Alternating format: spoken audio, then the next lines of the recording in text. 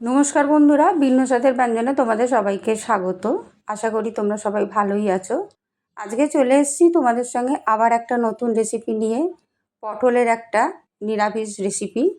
রেসিপিটা খেতে কিন্তু খুব ভালো হয়।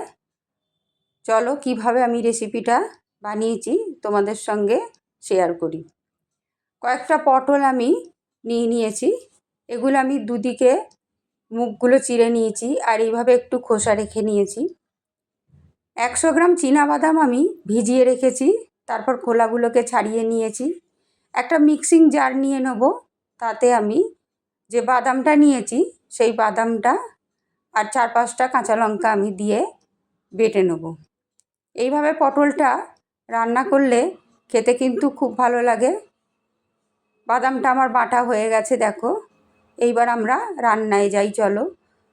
কড়াটা আমি গ্যাসে বসিয়ে দিয়েছি। এবার খানিকটা তেল দিয়ে নেব। এই তেলের মধ্যে আমি পটলগুলোকে আমি সামান্য পরিমাণে নুন আর হলুদও খুব সামান্য পরিমাণে দিয়ে ভেজে নেব। বেশি হলুদ দিলে তেলটা কালো হয়ে যাবে, তাই আমি কম পরিমাণে হলুদটা দিয়ে ঢাকা দিয়ে দিয়ে ভেজে নেব।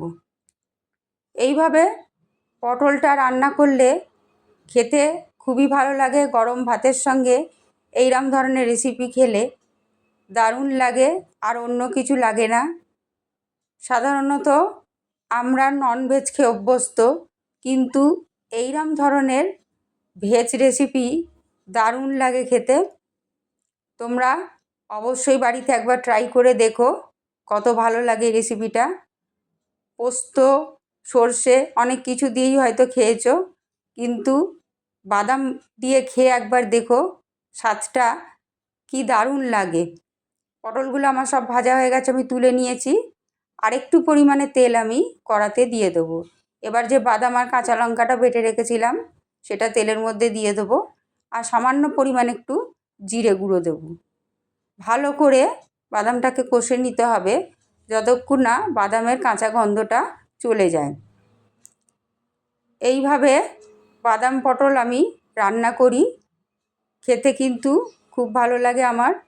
সামান্য পরিমাণে একটু চিনি দিয়ে নেবো। চিনিটা কিন্তু সম্পূর্ণ অপশনাল, তোমরা নাও দিতে পারো, কিন্তু এইসব ধরনের রান্নাতে একটু চিনি দিলে খেতে ভালো হয়।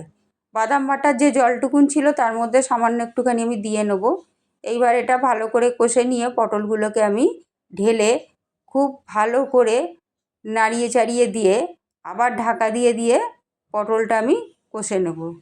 এবার একটু নুন আমি দিয়ে দিলাম। পটলটা আমি নুন দিয়ে ভেজেছি, তাই নুনের পরিমাণটা একদম পরিমাণ মতো দিতে হবে। বাকি যে বাদাম বাটার জলটুকুন ছিল সেইটুকুন আমি দিয়ে দেবো। এবার ভালো করে নেড়ে চেড়ে ঢাকা দিয়ে দেবো। বন্ধুরা, আমার রেসিপিগুলো তোমাদের কেমন লাগে আমাকে কমেন্টে অবশ্যই জানিও। তোমরা পাশে না থাকলে আমি কিছুতেই এগোতে পারবো না, তাই তোমাদের সাপোর্ট আমার খুবই প্রয়োজন। জল আমি পরিমাণ মতো দিয়ে দেবো, পটলগুলো সেদ্ধ হওয়ার মতো। পটলগুলো ভাজার সময় মোটামুটি হাফ সেদ্ধ হয়েই গেছে, তাই জলটা খুব পরিমাণ মতো দেবো। এই রান্নাটা একটু মাখা মাখা মতো হবে, তাই জলের পরিমাণটা একদম মাপ মতোই দিতে হবে।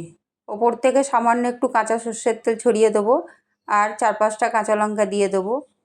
এইবার দেখো মিনিট 5 পরে আমি খুলেছি, রান্নাটা আমার রেডি। তাহলে বন্ধুরা, ভালো লাগলে লাইক